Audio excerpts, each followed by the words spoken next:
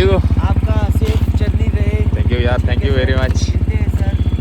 भावानं तर 2.5 किलोमीटरचा ट्रेक करून आपण सोलंग व्हॅलीवरून आलो होतं अंजनी महादेव मंदिर. गुड मॉर्निंग भावांनो. तर सकाळी सकाळी उठून आपण तयार होऊन निघालो हडिंबा माता मंदिराकडे दर्शन करायला. आणि हडिंबा माता मंदिराच्या जवळ पोहोचलो की हा अजबवाला आपल्याला प्राणी बघायला भेटला. 15 मिनिटाच्या वेटिंग नंतर आपलं हडिंबा माताजीचं दर्शन झालं आणि दर्शन करून आपण निघालो सोलंग व्हॅलीकडे.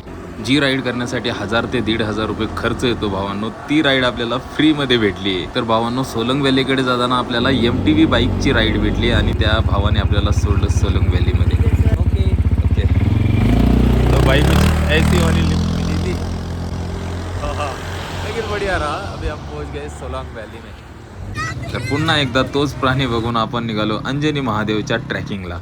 आणि ट्रॅकिंग सुरू झाली. जवळपास 2.5 ते 3 किलोमीटरची ट्रॅकिंग कंप्लीट करून आपण पोहोचलो अंजनी माता मंदिर आणि महादेव मंदिराच्या जवळ. क्या बात आहे. हे आहे माता अंजनीचं मंदिर आणि वरती आहे महादेवाचं मंदिर. भारी वाटतं इथं आणि थंडी पण खूप जास्त आहे. तर अंजनी माता मंदिरात दर्शन घेऊन आपण निघालो शिव मंदिराकडे. वरती जे दिसतंय ते शिवलिंग आहे आणि जाण्याचा रस्ताही असा आहे. पूर्ण चारी बाजूनी बर्फ आहे आणि मधून ह्या पायऱ्या. या रस्त्याने आपल्याला वरती जायचंय आणि वरती गेल्यानंतर तर खूप जास्त थंडी आहे आणि शूज काढल्यामुळे पाय पूर्ण घसरत आहेत या बर्फावरून आणि भयानक थंडी. आपण कसं बसं महादेवाचं दर्शन घेतलं आणि तिथून खालच्या दिशेने येताना तर भाऊ पूर्ण पाय घसरत होते. तर आणि बर्फाने अशी पायाची वाट लागली होती ना भाऊ, एवढं थंड आणि असं त्यात हे घसरत घसरत खाली यायचं.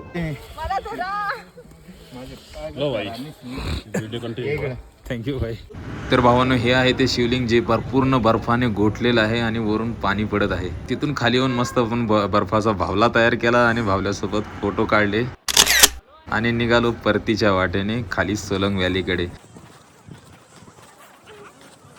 व्हॅलीमध्ये आल्यानंतर मस्त आपण अशी जागा बघितली. तिथे आपला टेंट लावला, टेंट उभारला, जेवण करायला गेलो आणि मस्तपैकी रात्री टेंटमध्ये झोपून गेलो. तर भावांनो, इथं -12 टेम्परेचर होतं आणि आपल्याकडे स्लिपिंग बॅग असल्यामुळे काही टेन्शन नव्हतं. Good night.